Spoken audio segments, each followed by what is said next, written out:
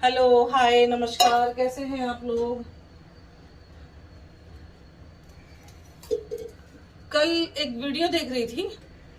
बड़े तीखे सीजेपी के एक सदस्य हैं जो बड़ा तीखा वीडियो उन्होंने बनाया है।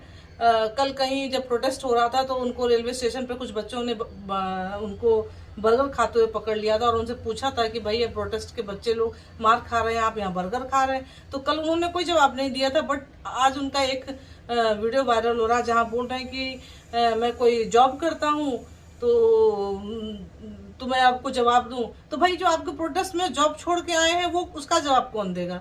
मैं वो बोलते हैं मेरी कोई अकाउंटेबिलिटी नहीं बनती आपके प्रति। अरे, अकाउंटेबिलिटी नहीं बनती है तो जब जो लाठी चार्ज पुलिस से खा रहा है उसकी अकाउंटेबिलिटी किसकी है?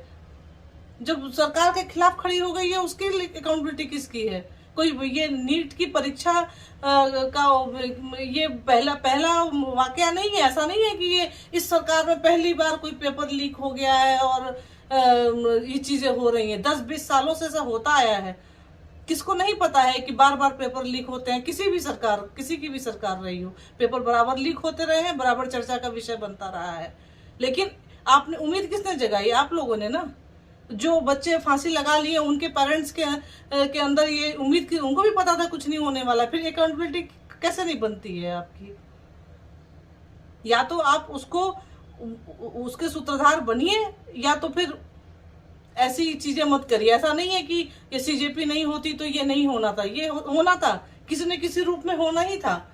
क्योंकि जिस तरह की चीजें चल रही हैं देश में, ये सीजेपी नहीं होता तो कोई और आंदोलन होता, कोई और आंदोलन होता, किसी न किसी तरह से होना ही था। अब मैं तो उसी दिन समझ गई थी जिस दिन राम मंदिर की चोरी का न्यूज आया था, उसी दिन से मुझे समझ में आने लग गया था कि ऊपर वाले की लाठी में आवाज नहीं होती है।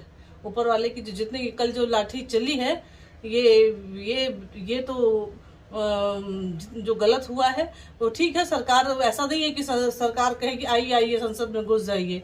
वो जो उन्होंने किया सो किया। लेकिन आप मार खाते हुए बच्चों पर बोलेंगे कि मेरी अकाउंटेबिलिटी नहीं है, तो ये गलत है।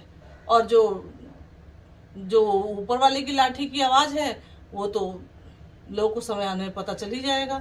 अगर जल्दी नहीं सुधरेंगे तो ये चीजें और आगे बढ़ती ही चली जाएंगी। लेकिन आप लोग इस तरह से किसी के इमोशन के साथ गेम मत खेलिए कि हम राजनीति नहीं कर रहे हैं। तो क्या करने आए हैं फिर आप?